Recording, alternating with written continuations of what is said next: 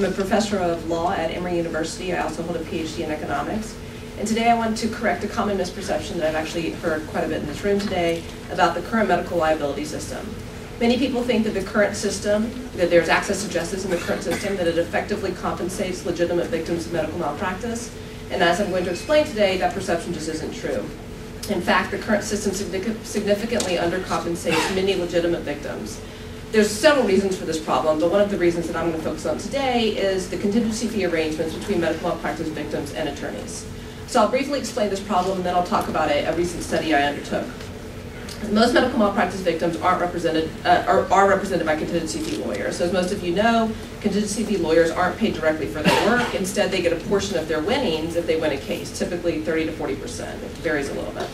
But if they lose the case, the contingency fee lawyers are paid nothing, and in fact, they have to pay for the cost of litigating the case. So the best estimates of the cost of litigating medical malpractice cases are about $100,000. For very complex cases, they can cost as much as $500,000 to litigate.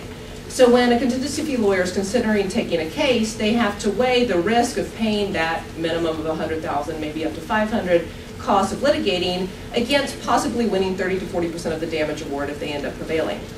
So as a result, contingency fee lawyers just cannot economically justify taking a lot of these cases. So when I talk about this to attorneys, they of course, this is just kind of the business model by which they have to operate. They have no choice. But a lot of people aren't aware of this kind of economic calculus that goes into weighing the risks and the benefits of taking these cases. So just one little scenario, then I'll talk about my study. If a lawyer is considering taking a case where, let's say, the expected damage award is $200,000. So he stands to make $60,000 if he wins. But he knows it's going to take $100,000 to litigate that case, and if he loses, he bears that cost. So for that lawyer, it very well, would not make sense for him to take that case. Risk $100,000 if he loses, potentially gain $60,000 if he wins.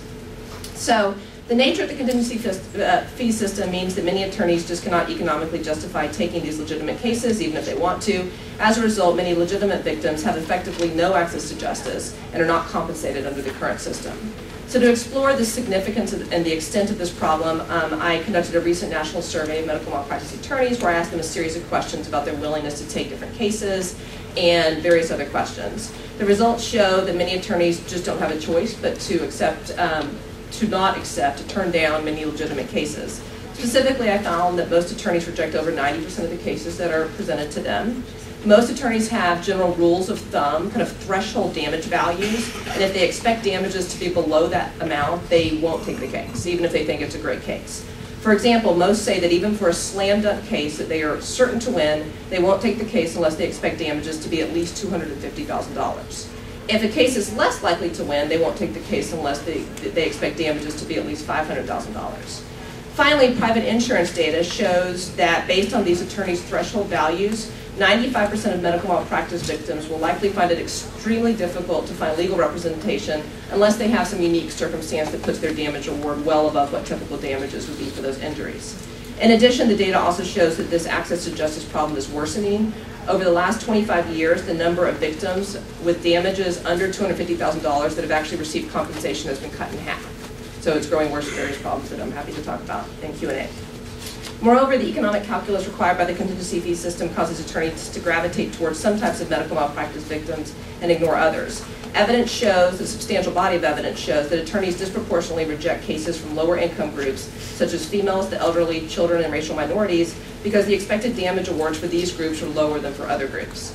Thus, without dramatic change, the access to justice problem will continue to hinder the medical malpractice liability system's ability to compensate legitimate victims of medical malpractice. Are there questions? Madam Chair, Yes. can every witness speak as fast as she does? Good job.